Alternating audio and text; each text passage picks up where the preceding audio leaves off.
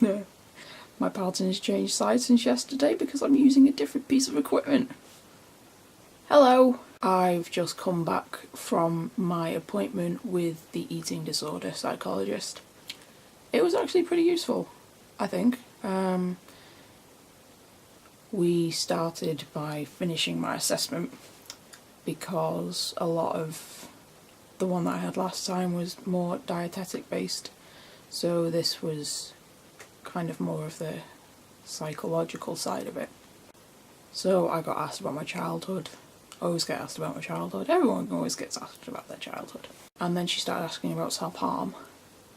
Sort of when I started doing that and everything.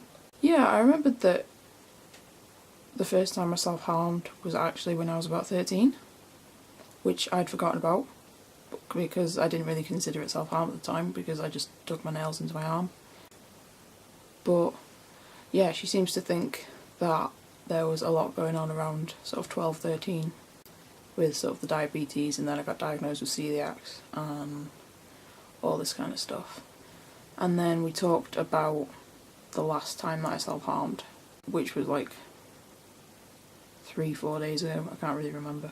And we had to talk about like what the situation was, what my thoughts were. It was basically like a chain analysis, but without like the stupid little boxes and whatever. And then we started sort of like challenging my thoughts, which was really difficult. I mean, say for instance, one of the thoughts I had was that I hate eating in front of people because I feel like they're judging me and stuff like that. And then she was sort of coming up with the points that why would anyone care what I'm eating? Why would anyone be looking at me when they're more interested in what they're eating and concentrating on their food? Which, I mean,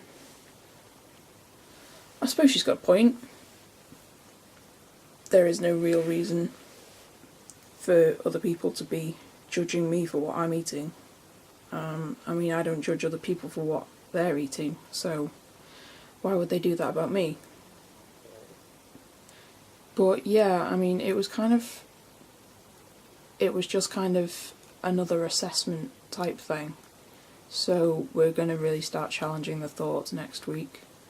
She showed me this sheet that we're going to be filling in, which it had like a load of boxes, and each box had like a title, and it's trying to understand where my eating disorder came from and what's maintaining it and stuff.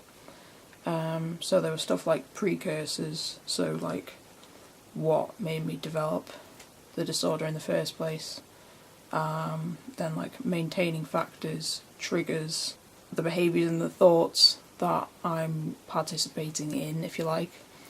And there was one that was like protective factors or something like that, I can't remember.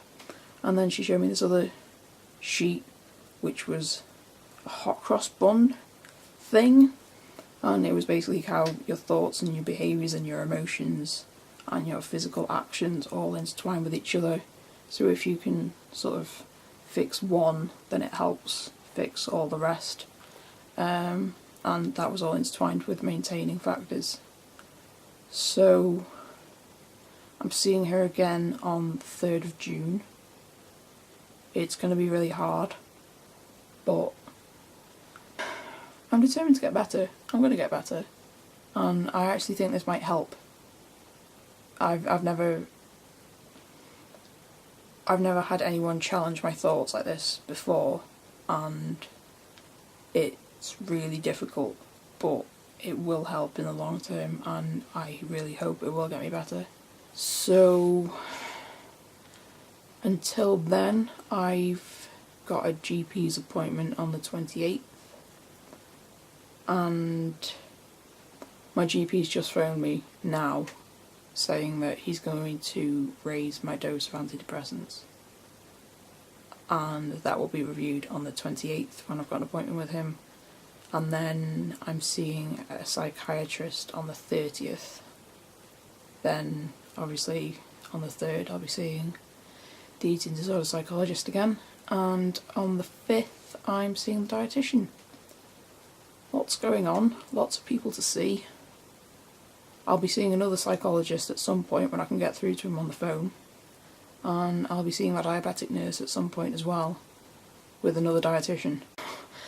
My life basically revolves around my disorders right now, but it will be worth it in the long run if I can eventually get better. When I eventually get better. Positive mental attitude.